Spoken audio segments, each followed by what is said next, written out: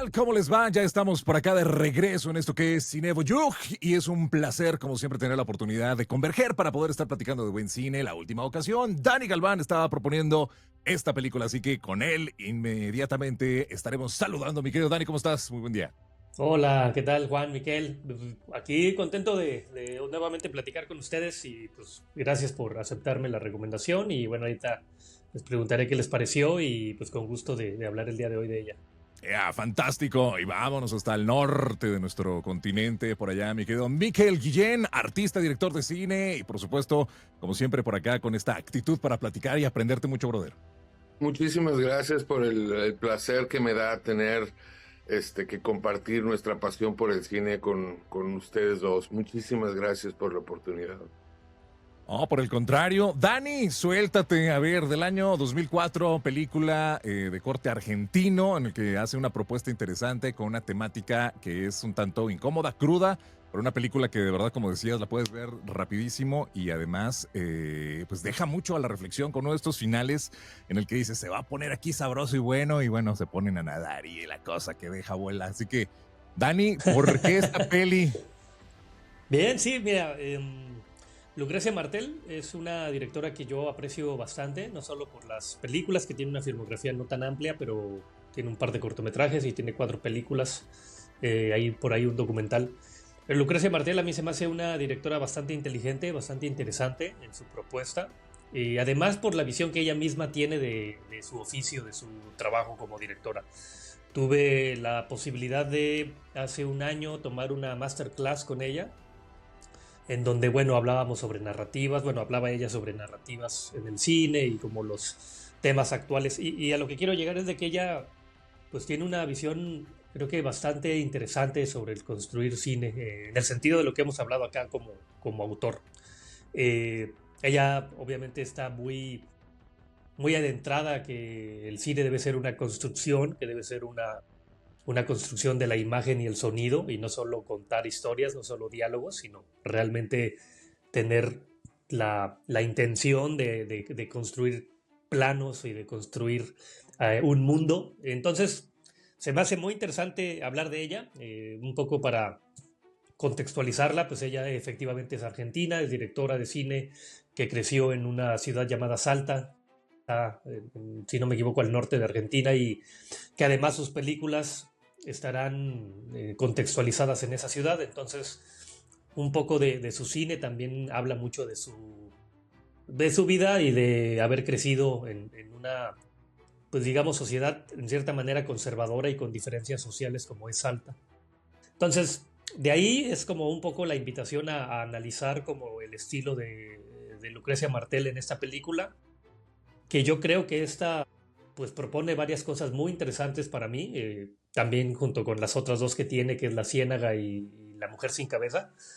Y pues bueno, la intención es poder hablar de esos elementos, algo que la misma Lucrecia Martel habla mucho y los que han analizado su obra concuerdan, es que ella, uno de los elementos principales que hace para construir sus películas es el sonido, y cómo el sonido, muchas veces fuera de campo, va a ir como dando márgenes a los personajes o a las tramas que se trazan en las películas. Entonces, de ahí yo les diría que invitarlos a que empecemos. ¿Qué les pareció? Un poco qué les produjo, que un poco esta, no sé si ya habían visto películas de Lucrecia Martel y si no, o si sí, que como a qué los invitó la película. Oye, yo honestamente les decía, desconocía en este caso el cine y tuve la oportunidad a horas recientes de estarla viendo para llegar Sí, precisamente a nuestra cita. Y lo que dices sobre el sonido, yo recordaba esta peli de la zona de interés, digo ahora con todo este rollo ajá, de Jonathan Glazer hace algunos meses que tuve la oportunidad y justo con otro cuate que también es muy apasionado del cine, lo estábamos platicando, ¿no? Cómo el diseño de audio, diseño de sonido en una de las películas que puede ser más crudas, como puede ser un escenario, ¿no? En un campo de exterminio, puede darte, ¿no? Todos estos contextos. Y acá en el cine, precisamente de esta peli de La Niña Santa, en alusión a este espacio, en este hotel en el que se encuentran, sobre los murmullos, sobre el bullerismo mismo, curiosamente, muchas de las sí, pelis, ¿no? Que estamos trayendo acá, no sé por qué diablos siempre traen, ¿no? Como que a colación Somos los unos mirones. pervertidos, esa es la conclusión. Los mirones, ¿no? La misma adolescente de 16 años, esta Amalia, hace justo, ¿no? Esto de estar observando a distancia a Jano, este doctor, del cual sufre este acoso y que, bueno, iremos ya construyendo, como dices, pero el sonido me encanta porque es esta parte en la que te vas sumergiendo justo en escuchar esos murmullos, esos ecos de lo que está sucediendo a espacios muy lejanos, en el que entonces esto te va ambientando precisamente. Y justo me vine aquí a mi estudio para poder ver la peli el día de ayer, muy tarde, muy noche, y hoy muy tempranito precisamente para, digo, no estar allá a la familia molestando, porque pues para ver cine y disfrutarlo de esa manera tiene que ser con este audio, ¿no? Y tiene que ser precisamente con esta opción de poder estar despertando, como dices. Y aparte de esto, bueno, pues sí, el sonido me lleva a todos estos espacios, estos escenarios, desde arrancar en esta escena en la que vemos este cántico, ¿no? Con estas niñas en las que están estudiando, justamente, pues desde ahí ya te va dando, introduciendo justo, ¿no? Yo recordaba precisamente, yo soy de un colegio católico, en el que también, ¿no? Justo, o sea, me recordaba y remontaba tantísimo esta parte, o sea, hablas de qué te hace sentir. Yo me fui, obviamente, cuando morro y a esta onda del Angelus a las 12, del Rosario, que también tocaba no sé qué marinolas horas. Los viernes, y entonces sí, todo era rezar, rezar, rezar, y con estos cánticos y este ambiente, Wow. que va sumergiendo, o sea, y era así como decir, oye, yo estoy recordando, ¿no? Parte de esa infancia, y ya voltear a ver ahora lo que es la identidad y precisamente el despertar de la sexualidad es lo que mueve por completo. Es una peli que me encanta en este sentido, porque el despertar de la sexualidad y todavía con esta vocecita inquisidora, culpabilizante de lo religioso, pues te puedo decir completamente, ¿no? Lo que es estar en uno de estos colegios, en el que te estén recordando toda la santa tarde, ¿no? De que son este tipo de cosas malas y que lo último que tienes que pensar es precisamente en esa identidad sexual a ese momento, cuando luego, digo, en esta paradoja no tiene nada que ver, pero lo tengo que decir, ¿no?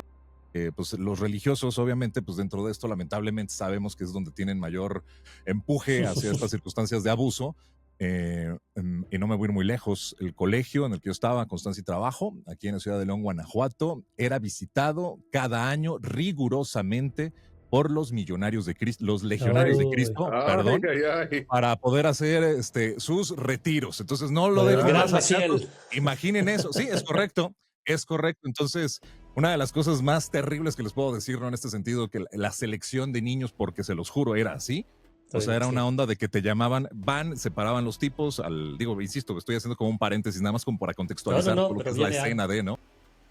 Van y se paraban y te hacían como que el llamado de Dios, y quién de aquí siente la vocación, quién siente el llamado, mucho de lo que se habla en la película, ¿no? ¿Cuál es esa voz? ¿Quién siente el llamado?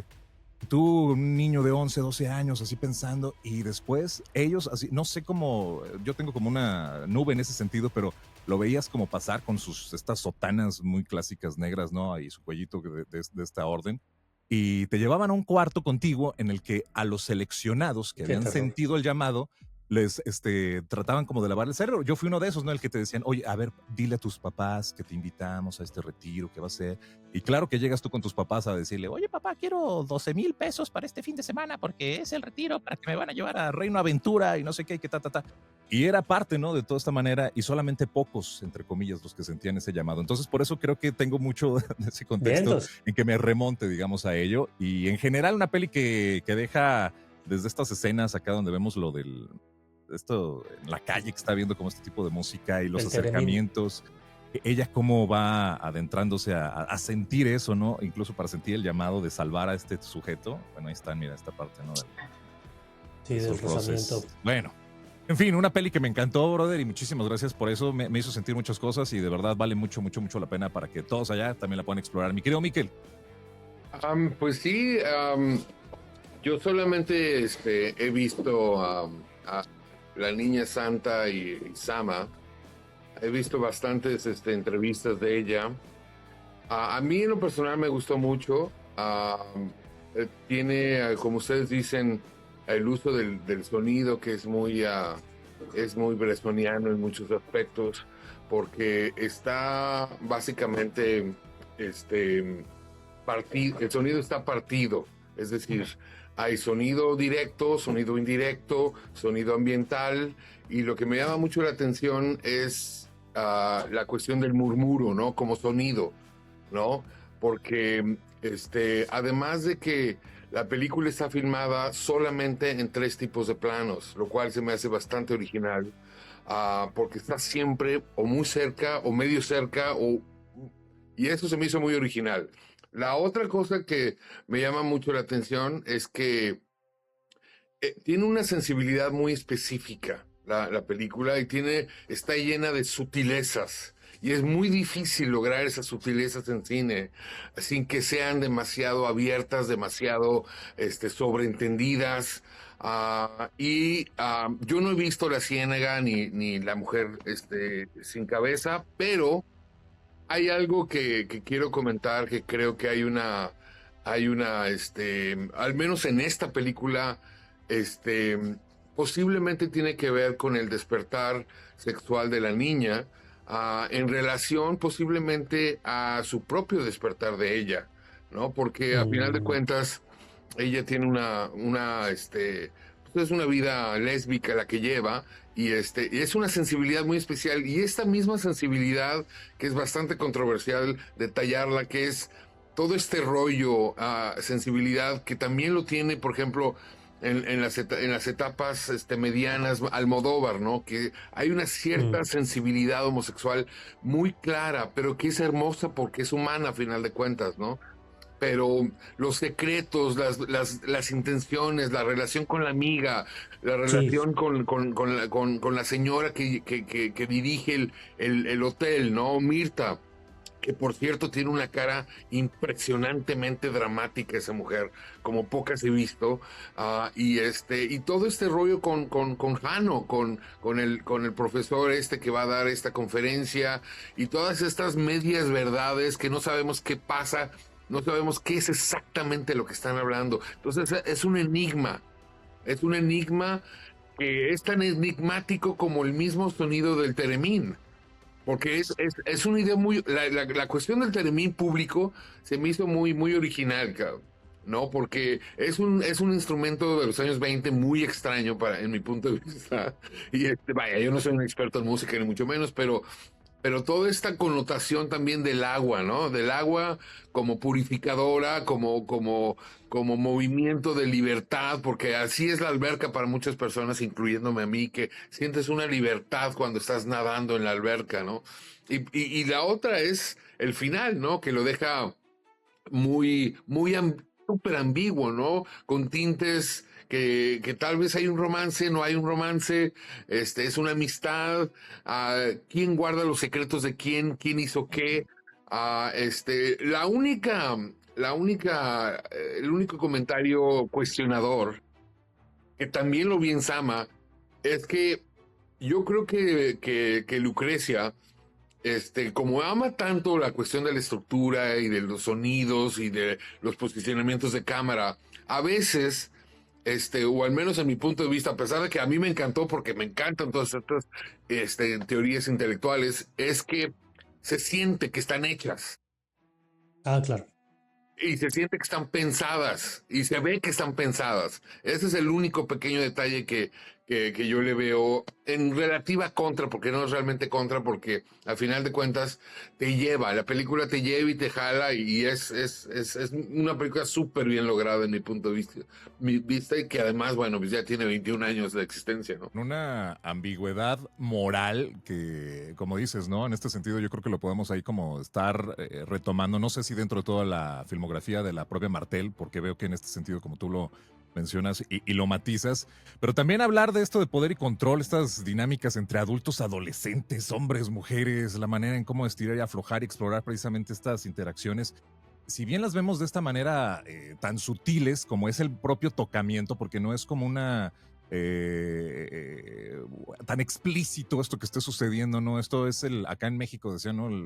El arrimón ese que está en el servicio público de transporte y cosas así, que es pan de cada día, ¿no? En esta onda de subirse al transporte para el sufrir de las mujeres en este sentido, y que se ha normalizado tanto bajo esta premisa, y que acá de esa manera sutil, no sé, es parte de lo que me lleva, ¿no? Precisamente a hablar un poquito de esta parte de que qué puede ser ese final ambiguo, abierto, en el que te pueda dar como dices, una permisión de la mamá al decir, oye, se va a armar ahí el borrador, pero va a decir, no pasó nada, simplemente fue prefiero yo privilegiar este romance que tengo con Doctor Han. No sé, es una peli que de verdad te mete y te sumerge en una atmósfera de a poco, como dices, con esos planos que creo que el 60-70% se va a ir esos extreme close, porque vemos esos labios, vemos esos, incluso cortes, ahorita voy a por ahí seleccionar, en los que juegas dejar la cámara fija cuando van en el bus, estas niñas, y se bajan con esta onda que están contando y salir del cuadro porque la cámara está fija. Ahorita busco por ahí la escena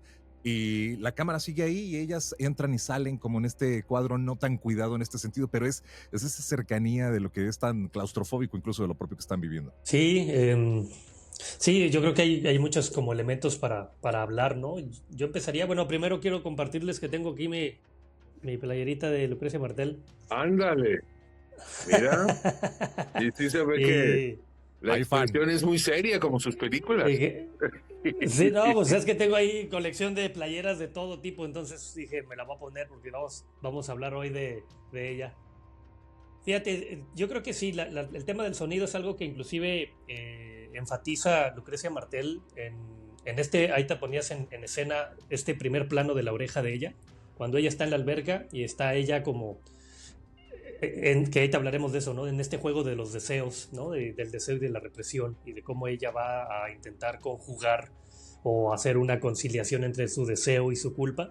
Y está ella jugando con el sonido, ¿no? Porque ella ya vio a Jano en la alberca y entonces Lucrecia Martel hace este primer plano de la oreja, ¿no?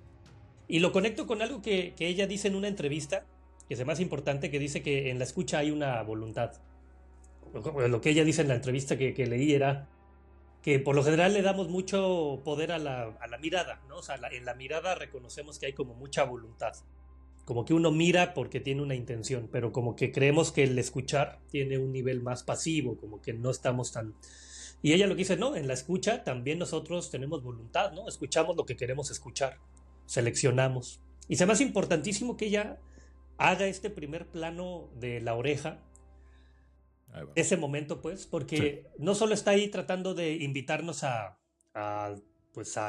decir lo que ya hemos acá mencionado con respecto a que utiliza el sonido para construir, sino porque también lo que nos está diciendo es que esta chica está en el despertar sexual, pero ese despertar sexual obviamente no puede ser explícito en un sentido porque es adolescente, porque es algo nuevo para ella, porque se está conjugando los dictámenes o las cuestiones religiosas, y entonces lo que le queda es como una escucha, una posibilidad del deseo desde ese lugar más como pasivo, que luego ella como contrarrestará con el rezo, ¿no? Ella utiliza el rezo como una clase de defensa obsesiva como para contrarrestar el despertar sexual. Y yo pienso que mucho de la película va a ser como la dinámica de un deseo como más invisible. Hay como una, que coincido con lo que decía Miquel, que decías con respecto al teremín. Se me hace bien inteligente que utilice ese instrumento que es misterioso, es extraño y además es como invisible, como inmaterial.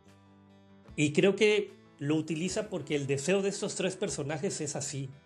Es decir, a diferencia de otras películas en donde la triada de amor, o sea, el triángulo amoroso es explícito, uno quiere al otro, el otro quiere al otro y el otro quiere al otro y se hace un juego de deseos. En este nunca es claro, ¿no? Siempre hay como estos deseos parcializados, como que nunca se atreven a decirlo, como que nunca se atreven a realizarlo, como que no sabes bien por qué. Jano tiene como este deseo perverso hacia la niña, pero tampoco lo culmina. La chica tiene como un deseo, pero no es tan claro si es por el hombre o es porque tiene este mandato divino. La mujer quiere tener una relación, pero no es completada porque Jano la rechaza. O sea, hay como una serie de deseos difuminados. Y yo pienso que eso es súper interesante porque lo hará con el teremín y me parece que también con lo que tú ya decías, Juan, de estos planos como no del todo encuadrados, ¿no? Estas tomas no tan encuadradas. Aquí pongo unas de ellas, ¿no? Precisamente de lo que estamos hablando, en el que pues, se va hacia los suéteres y demás. Y también una cosa que hace, que yo creo que es importante también, es que sí, el sonido del theremin es bastante misterioso, ¿no? Y creo que ella, cuando ves los encuadres y los enfoques de cómo ella ve cómo es el tipo está haciendo el sonido, es como si ella buscara entender al sonido Sí, al mismo buenísima. tiempo que su mismo deseo, ¿no? Porque a final de cuentas, para mí como creador o como estoy seguro que mucha gente que hace cine podría atestiguar, porque la imagen es poderosa, pero el sonido es mucho más poderoso que la imagen, porque sin sonido no hay imagen. O sea, no, Poner un exacto. poquito. Porque hay que recordar que el cine es el único arte que es bastardo, ¿no? Que requiere del sonido, que requiere de la música para ser creado. Pero el sonido es extremadamente perturbador, mucho más que la imagen, porque te entra por los oídos, pero al mismo tiempo te puede dar una sensación tenebrosa increíble. Y yo siento que el sonido y el diseño de sonido no ha sido valorado de la misma forma que la imagen. Yo siento que el sonido ha sido como visto como menos, a pesar de que para mí es mucho más importante o al mismo nivel que la imagen, ¿no? Porque estamos tratando de crear una realidad, ¿no? Y cuando es una realidad ficticia, porque al final de cuentas de eso se trata el arte, de mentirte para decirte una verdad, por eso los encuadres en primer plano, en segundo plano, te brincan porque no estás acostumbrado a ver 15 o 20 personas en un encuadre cerrado y que no hay una profundidad de campo muy clara y que luego cortan a un canto católico, a una mujer cantando, que por cierto está hermosa la maestrita. Pero sí, sí, sí, sí. Pero este canto católico, este canto espiritual o canto religioso, dicen que los que saben que te hace entrar en un estatus de trance, ¿no? Que yo creo que también lo trata de hablar Lucrecia en este caso, ¿no? Pero bueno, ese es... No, fíjate que no, estoy muy de acuerdo, estoy muy, muy de acuerdo. De hecho, en esta primera escena, en la tercera escena, si no me equivoco, pasa algo que a mí me parece extraordinario, que tiene que ver con lo que dices de que el teremín, el sonido es extraño, es misterioso y que además, sin duda alguna, como que en cierta medida viene a jugar como un representante del deseo de ella. Porque lo que pasa en la escena es que mientras ellas están hablando con respecto a la vocación divina y con respecto a que va a haber un llamado de Dios, en ese momento de repente entra de manera muy invasiva el sonido del teremín fuera de campo, que hace que todas volteen y todas digan de dónde viene ese sonido, ¿no? Que no sabes en ese momento ni qué es, ni de dónde viene, ni quién lo emite. Lo que yo creo que está diciendo la escena es que mientras estas chicas que están virginizadas por el discurso católico, están como siendo investidas por esta idea de tienen que encontrar un llamado a la vocación y a Dios, etcétera, de repente entra al campo el deseo sexual. El sonido del teremín es, sí, pero mi cuerpo me está trayendo otras necesidades. Y ahí es como que se introduce la idea de que estas chicas van a tener como esa pues dicotomía o conflicto de qué hacer con su deseo, que como dices es muy misterioso, es algo que nadie de estas mujeres me ha explicado, ni mi mamá, ni mi maestra, solo entre mi amiga y yo estamos como hablando de ello, pero como lo hacemos en la adolescencia, ¿no? Como por chisme. Y eso se me hace... Sí, adelante, ahí te digo la No, otra escena. mira, Adelante, adelante. a mí lo que se me hace muy interesante de esto que dices es que hay una relación muy, muy interesante vamos a partir acerca del título de la película. Una niña santa. Pues la pregunta es, ¿una niña santa puede tener deseos sexuales? Para mí esa es una de las que yo en lo personal sí creo, porque el problema de la santidad es que se supone que el estatus de santificación no incluye algo tan bajo y tan sucio como el sexo, ¿no? A pesar de que no lo es, pero por eso Claro. esa actitud de estar arriba en el cielo como si fueras un querubín, te quita, ¿no? Y acá lo que Lucrecia dice es, no, estamos descubriendo el deseo a pesar de que al mismo tiempo le estamos cantando al Señor. De acuerdo. ¿No? Oye, a ver, le están dando, y yo voy con esa premisa, insisto, estamos en un momento en el que es adolescencia, niñez. Digo, yo recordando un poquito lo que les compartí al inicio de esta charla, el meter el sentido de culpa a través de este tipo de sensaciones, porque todo lo que tenga que ver directamente y relacionado con placer dentro de todo un contexto religioso tiene que tenerte o llevarte una culpa. Y entonces esa culpa tiene que hacerte sentir de cierta forma para que entonces tú tengas que ganar a través de ciertas cosas el cielo, todo esto que están hablando ustedes como santidad, que yo lo relacionaría bajo esa premisa. Y por eso a mí me es bastante particular el que me simbraba, ¿no? Y recordaba, y por eso les platicaba estas escenas de mi infancia, en el que recordaba justamente, ¿no? A lo mejor estos mismos espacios, estas cosas como lúgubres, porque era un colegio de esta manera, entonces me llevaba mucho eso. Y que a ti como chico, y que sucede a lo mejor en toda Latinoamérica, que es parte, ¿no? De esta, y bueno, y parte de Europa y ya, porque es donde más el catolicismo hay, pueda llevarte a esa sensación de que tienes que tener tú como niño, tú como adolescente, un deber más allá, porque te hablan, y en algún otro espacio le hemos platicado, Dani, te hablan, Sí. ¿no? De esto del sacrificio, de que hubo alguien que se sacrificó por los pecados de todo, ¿no? El sacrificio impagable, lo decíamos en su momento, mi Dani. Este máximo sacrificio Sí. en el que dices, bueno, ¿cómo diablos yo podría? Entonces, hace una comparativa con tu niño, con tu adolescente que está en construcción, en el que no tienes una identidad, en el que dices, güey, pues ¿cómo diablos yo voy a poder compararme con eso? ¿Cómo ganarme eso? Y entonces el sentir culpa de este tipo de deseos, para mí directamente también era parte de eso. O sea, no tengo que hablar de eso, no tengo que decir esto porque es malo. O sea, esto directamente tiene que ver incluso que con tus papás no hables de ello. O sea, que se limite solo al colegio. Y que en el colegio lo que te puedan decir, no sé si recordaron a ustedes, les tocaron estas láminas, ¿no? De lo que estas son chancras, estas es el sífilis, esto es, y entonces te asusta, ¿no? De todo lo que la sexualidad te puede llevar a traer con este tipo de gonorrea y no sé qué. Bueno, si esto lo están escuchando allá en Sudamérica, acabo de utilizar una expresión que no es muy empleada y muy bien empleada ya, ¿verdad? Pero es una enfermedad de transmisión sexual, una enfermedad venérea exactamente en México. Y entonces a lo que voy con todo esto es de que nos lleva a este sentido de culpabilidad y a ti como niño te pone entonces en encrucijada en donde yo entiendo precisamente esta mirada de una niña en la que está diciendo, bueno, qué diablos, o sea, yo tendría que ser aquella que tenga que rescatar. Ahí es donde creo que viene el conflicto mayúsculo de la película, en el meterle la presión a una niña, y como decían, las motivaciones es de que para mí, ella siente esta parte como de, tiene que salvar, ¿no? De alguna manera a Jano, en el que no caiga en este deseo, y si se enterara que tiene por ahí un deseo con la mamá, hasta tendría que incidir ella. Yo lo veo en esa parte.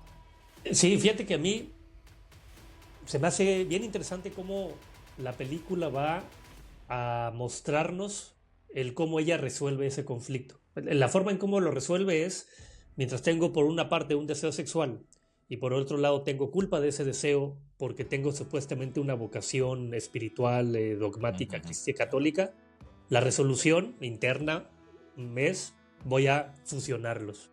Y entonces voy a convertir este deseo sexual en mi vocación, haciendo que yo entregándome sexualmente, teniendo sexualmente a Jano, voy a salvarlo de algo, ¿no? O sea, esa es como la manera en que ella como que resuelve la contradicción del deseo y la culpa. Pero la manera en que lo hará la película es bien interesante porque lo hará como con estos raccords, como con estos cortes, cuando ella le dice a su amiga, creo que he tenido una señal de que ya tengo una vocación, ¿no? Y entonces la amiga dice en primer plano, bueno, este es un plano doble con su hermana, ¿no? Y dice, ¿tú ya tuviste una señal? ¿Cuál es la señal? Y se escucha fuera de campo que algo cae, ¿no? Que algo cae del cielo. Claro, sí, ¿Y qué es lo que cae del cielo? Un hombre. Un cabrón desnudo. ¿Qué? O sea, qué forma tan inteligente para mí como de decirte que hubo este ordenamiento de deseo y del mandato divino. Simbolismo, sí. Voy a buscar la escena, sí, es buenísimo. En ese mismo sentido, también lo que tú decías, hay como una petición por parte de la chica de ayuda, que también Lucrecia Martel lo hará como en este tipo de juegos entre los planos. Cuando está ella en la alberca, decíamos lo de la toma del oído, y que entonces la mamá le dice, ¿estás bien? Te escuchas como muerta, te veo como muerta. Y hay un corte a un plano de la televisión gritando, mamá, mamá, Sí. ayuda, mamá. Y vemos que está obviamente en una televisión, ¿no? Es decir, como invitándonos por este montaje a decirnos que la niña tiene obviamente muchísimas cosas que comunicarle a la mamá, pero que obviamente no existe el vehículo para hacerlo, ¿no? Y que además la mamá no está en la disposición de escucharla, porque de hecho ella misma dice, no, estaba viendo una película bien entretenida cuando estaba gritando la chica, ¿no? O sea, trato de mostrar cómo Lucrecia Martel no solo en la narrativa construye que estos personajes nos están escuchando, que no hay apoyo, sino también en la forma de la película. Oye, y también como los padres o adultos reaccionan ante las propias confrontaciones sexuales que puede llegar a tener. Hay una escena que también estoy buscando de Sí, lo que están hablando, en el que claramente, ¿no? Llegas y ves a dos adolescentes vistiéndose, no lo encuentro ahorita que la escena, vistiéndose, claro. y el desvío de la atención es más, ¿no? Como para incluso da la espalda, la propia mamá se sienta sobre la cama de estos chicos, mientras el otro le dice, vístete, y se distraen al tema del otro, que eso es muy dado también, ¿no? No lo que está pasando en mi casa, sino estar señalando lo que está pasando en la casa del vecino, en el que, y la niña distrae la atención, ¿no? de la mirada de la mamá o de la circunstancia en que les acaba de encontrar precisamente en esa tensión sexual, y dice, es que a mi amiga acaban de abusarla, y ahí se distrae todo y se va bajo eso. Entonces nosotros como adultos, insisto, es esta parte más en el que reaccionas, no directamente a atender lo que estás en tu casa o Claro. adentro de ti, sino que más lo que está por fuera, y que me hace mucho énfasis en esto, y estas escenas en las que ya va cerrándose la película para ver, además, no sé, este actor, qué poderoso transmite, ¿no? Bueno, las dos, aquí obviamente hablar del cine, algo muy particular, cuando se habla de, por ejemplo, hablar de Lolita, hablar de estas películas en las que se tiene que decir, o estas de La Laguna Azul, recordan también a Brooke Shields. ¿Qué tema el decir estoy trabajando con menores de edad? Aquí tengo entendido que esta chica ahorita estaba verificando, no tenía 16 No, años, son adultas. tenía 21 años, ajá, Sí. tenía a Amalia, el personaje de Amalia, esta actriz, que ahorita por aquí estaba viendo precisamente el nombre de la actriz. Tenía precisamente 21 años durante el rodaje de esta película. Es ella María Alché y el doctor Jano Carlos Belloso. Entonces, a preguntarte a ti, bajo esta premisa dentro del cine, si nos pudieras, Miquel, un poquito dar, porque esta es una duda mía totalmente, ¿no? ¿Cómo el utilizar, por ejemplo, este tipo de temáticas, hablar sobre conflictos de identidad sexual, en este caso de adolescentes? A Brooke Shields sí era menor de edad, ¿no? Creo que tenía 12, 13 años cuando ella la empleaban en escenas en las que tenía que mostrarse ante cámara en situaciones, digamos, pues que igual vamos a omitir decirlas aquí porque obviamente nos van a censurar el propio algoritmo, pero que era Sí. conflictivo, ¿no? Al decir es menor de edad. Pero acá, obviamente lo resuelves con esta onda y es cine duro. O sea, hablar de esta identidad sexual en adolescentes es conflictivo y en el cine va a ser siempre demarcado seguramente bajo alguna circunstancia en la que dices, ¿cómo lo resuelvo? ¿Con qué actores lo resuelvo? ¿Con qué elementos gráficos incluso lo resuelvo? Que tú decías, y por eso no sé si tenga que ver con esos aparentemente por encima tocamientos, bajarle a la intensidad. Es algo complicado seguramente de narrar en el cine. Mira, este tema de las actrices jóvenes que parecen mucho más jóvenes de lo que son, es la forma de no tener que lidiar con la legalidad, a pesar de que el cine te está diciendo que sí, ella parece de 13 años, ¿no? Pero el tema de la en el cine es un tema súper complejo, no solamente por el tema en sí, históricamente y todo, pero toda la cuestión de esta idea de que un niño no solamente no puede tener deseos, sino no puede, en cierta forma, tener emociones y sentimientos hacia una persona mayor, ¿no? Que es la esencia de la... Y que, de hecho, Brooke Shields, cuando salió La Laguna Azul, hizo una serie de fotografías en 1981, si mal no recuerdo, que fueron súper controversiales porque estaba casi... Y a esa edad tenía 13 años. Impresionante la fotografía. sobre todo para publicaciones tipo Vogue y Harper Bazaar y todas esas, que ya saben que ustedes que las cuestiones de las fotografías de moda siempre tratan de empujar ciertos cánones para hacer shock. Pero en el caso de las películas, bueno, el caso de Lolita es la historia de amor más compleja en mi punto de vista, porque Nabokov pues, fue un gran escritor y porque a final de cuentas siempre lo vamos a comparar con la muerte en Venecia, ¿no? Con el amor prohibido del viejo hacia el que se balancea en la playa, ¿no?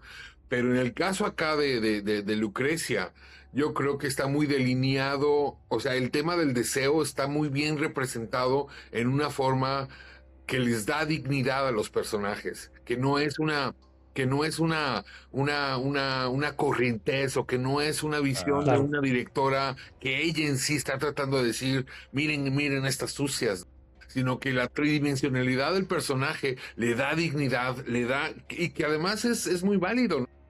El cine tiene que representar la realidad cualquiera que sea, de todos nosotros, nos guste o De no nos acuerdo. guste, ¿no? Y la forma parte tristemente de la humanidad y la historia de la humanidad y de las historias que se pueden contar, ¿no? En este caso yo no la vi así tan la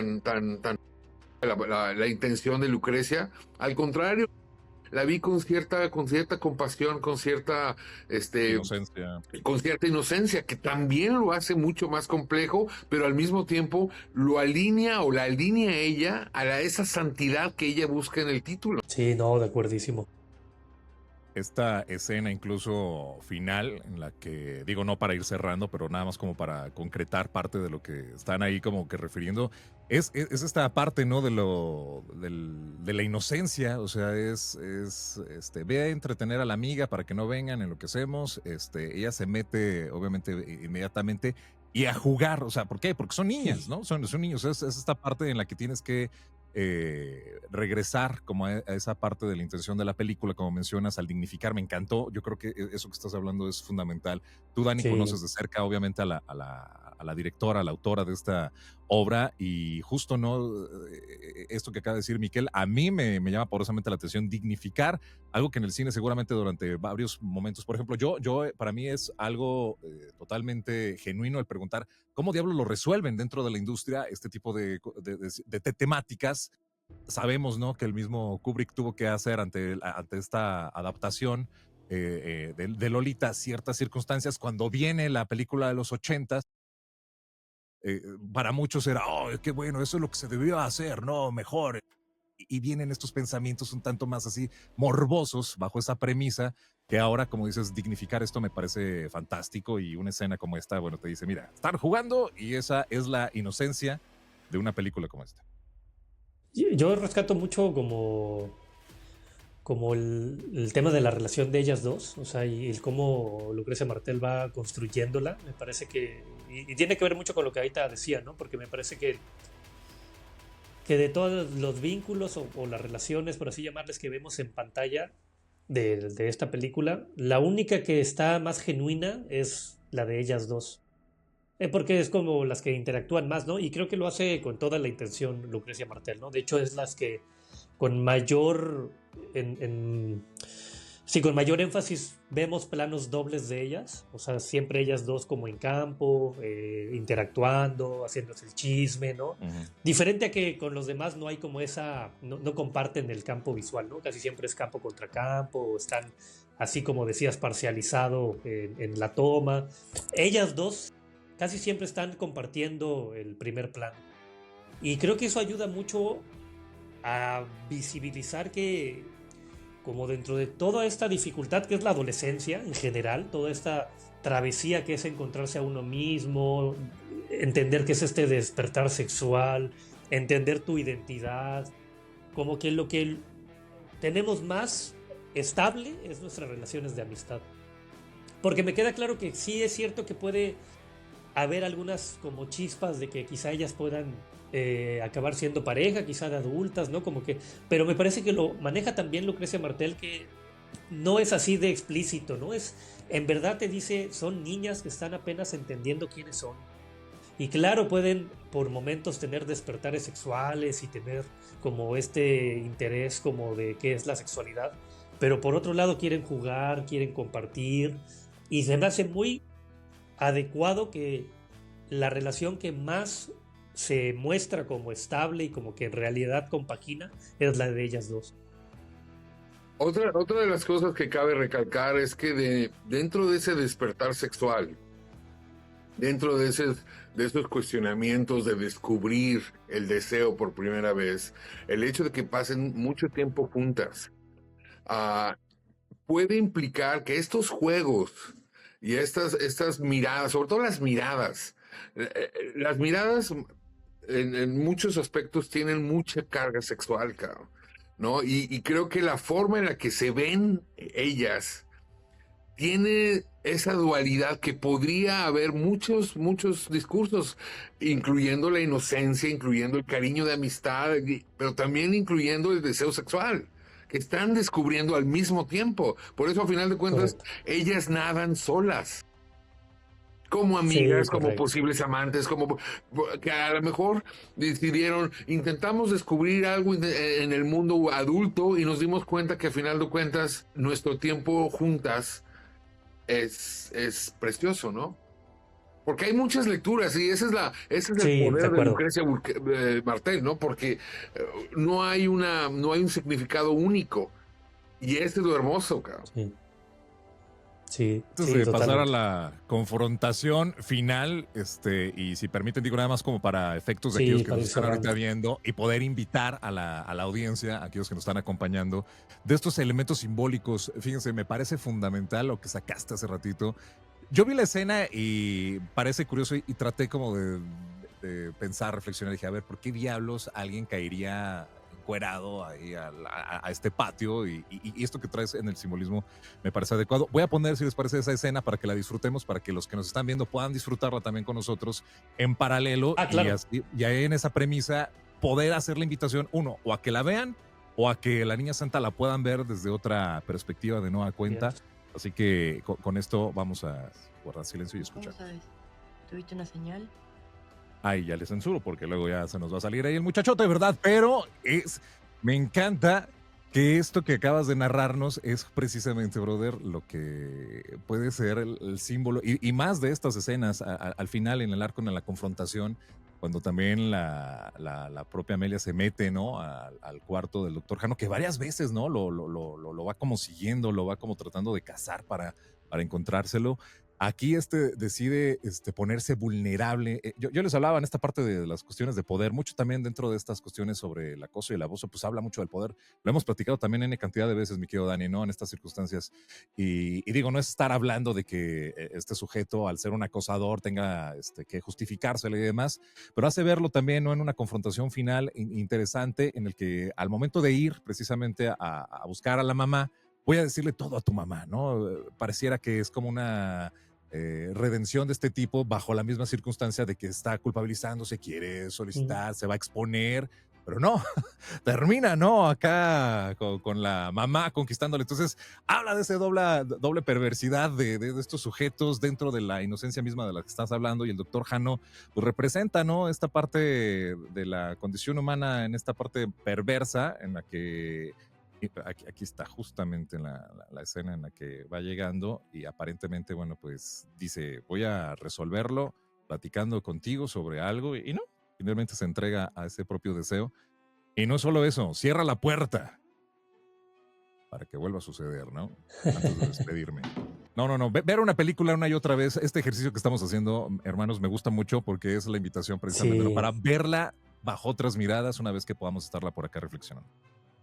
Sí, bueno, para concluir yo les diría bueno, en específico el cine de Lucrecia Martel, como les decía que no es tan amplio, sobre todo es un cine pensado en el cine latinoamericano, el cine argentino, es un cine que vale la pena de ver porque es un cine pensado en el sentido de que viene de una mirada, de una mente inteligente, ¿no? De alguien que tiene el deseo de crear algo. Y bueno, lo que dices es bien cierto, ya en general, pues la reflexión siempre es que hay películas que pueden ser aburridas o pueden ser incómodas, Pero el punto es de que no es eso lo único a lo que uno va a ver una película. No solo es para entretenerse o no solo es para estar cómodo, sino el cine puede hacer muchas más cosas, muchísimas más, ¿no? Y una de ellas es poder empezar a generar reflexión. Y entonces la idea de este espacio es como ayudar a tener como estos elementos de volver a mirar quizá un film que vieron y que dijeron, ay, ¿para qué vi esto? Y ya con ciertos elementos uno puede decir, oye, sí es verdad, esto está muy interesante. Entonces, pues la invitación es a ver La Niña Santa y si la vieron, volverla a ver con esta mirada que les prestamos. Chido. ¿Qué Para reflexión mí, para cerrar, Miquel? Ujú. lo que dice Daniel es muy cierto, que es importante tratar de ver otro tipo de cine y otro tipo de películas, especialmente las películas de Lucrecia, porque es muy cierto que ella realmente hace mucho énfasis en la forma y en el contenido, pero también, a final de cuentas, la forma para lo único que sirve es para realmente explicar, no explicar, pero describir la película que está adentro de la película, como decía Ray Reese, ¿no? Entonces, yo invito a la Mm. audiencia a que no solamente la vea, pero que nos comente qué opina acerca de la película, ¿no? Y que piense, y que trate de ver algo que, que nos llega directamente a la mayoría de latinoamericanos, que es la relación con el catolicismo, la relación con las cuestiones con las personas en posiciones de poder, la juventud, la niñez, el ser una niña, también mucho también habla de la condición, porque habla de una clase social específica en Argentina. Esa es otra cosa. Sí, Pero sí creo que es muy importante aprender a ver o tener el interés de ver otras cosas que están dichas de otra forma, porque no nomás es la historia, sino es cómo esa historia es contada, que es muy importante para Lucrecia. Un cine que es, como dices, incómodo y que en una reflexión latinoamericana en esos contextos nos puede dar, ¿no? Precisamente a volver a historias que están fuera del mainstream, a historias que están fuera de esta construcción de arcos en las que esperamos ver, ¿no? Las cosas rosas y que son fantásticas. Y bueno, pues para ir cerrando, y si les parece, habíamos ya mecanizado justo, ¿no? Cuáles son precisamente las dinámicas que tenemos para poder estar dando las siguientes vueltas de películas. Ya les traigo una acá que a ver sí, qué, te qué toca a opinan ti. al A respecto. ver, venga, Juanjo, A ver. a Se lo vamos a ver, ver en este plano. Está mi cámara aquí. Oh, bien, ándale, irreversible. ¿Qué tal? ándale, muy Les bien. PH, hablando de cine incómodo, hablando de cine pues argentino también, ¿no? Gaspar Noé, que Sí, sí, de ser imagínate. Sí, Es, en sí, sí, sí. esta así es. película, Excelente. digo nada más como para arranque de incomodidad, tuve que salirme en una escena que dura 9 minutos. Yo la vi en el Ya sé cine, cuál es, ya sé cuál es. en una Bueno, escena yo me donde viene imagino en un cuál es. túnel. Sí, Sí, cómo sí, sí, no. la del túnel, claro, sí, en la Sí, sí, que sí. era pareja, ¿no? Vincent Cassel y Sí, Mónica Bellucci en ese entonces, así es. haciendo precisamente, actuando juntos en Ya. una de las escenas más incómodas del cine seguramente. Y el señor ha sido pues catalogado por todos, ¿no? Gaspar Noé como uno de los más incómodos, más irreverentes. Y si les parece y les piache, pues la próxima hablemos de Perfecto. irreversible. Perfecto, Hombre, adelante. Adelante. excelente. Se arma la Excelente. machaca, muy bien. Oigan, pues ha sido un placer, un gustazo. Ojalá que haya en casa de igual manera. Ahorita que estaban diciendo sobre esto, podemos hacer incluso, y si les parece en algún momento, digo, yo estuve viendo acá la manera de poder hacer, incluso compartir, poder ver cine en un tipo videoclub, o sea, que pudiéramos hacer el ejercicio, no nada más en nosotros, sino que cayera una comunidad. Digo, eventualmente, si pueden Genial. estarlo comentando a través de esta propia vía aquí en YouTube, quién se apuntaría, quién se va dando, podremos hacer algún ejercicio interesante en el que podría yo estar de alguna manera compartiendo y podemos ver una película en conjunto. Tengo la tecnología, podremos hacerlo bajo estas premisas y encontraremos los canales para poder incluso hacer un tipo videoclub si alguien Vale. está interesado, y podría ser como algo interesante para encontrar comentarios de la audiencia que pudiera resonar con algo. Claro. Hombre, estaría Claro. genial, genial. Genial. Muy bien, pues entonces ahí queda ya la idea, ahí queda también ya la película, también queda este episodio. Mi querido Dani, como siempre, qué gustazo. ¿Dónde te podemos encontrar, brother? Bueno, un gusto, chicos. Tengo un espacio en Instagram que se llama Mente Cine, donde ahí pueden ver otras reseñas y análisis que hago. Con mucho gusto ahí cualquier comentario. Miquel Guillén, por supuesto, encontrar tu trabajo, tu obra y dónde comunicarnos contigo. Muchas gracias. Pues mira, en mi caso pueden checar a miquelguillén.com, o pueden googlearme y me encontrarán. Al parecer ya me tienen bien fichadito ahí, entonces, y si no, aquí con ustedes, estoy a sus órdenes para cualquier cosa. Un placer y un privilegio compartir con ustedes. Les agradezco infinitamente y en esta mañanita que estamos grabando todo esto ha sido un placer, insisto. Así que hasta la próxima. Gracias. Gracias.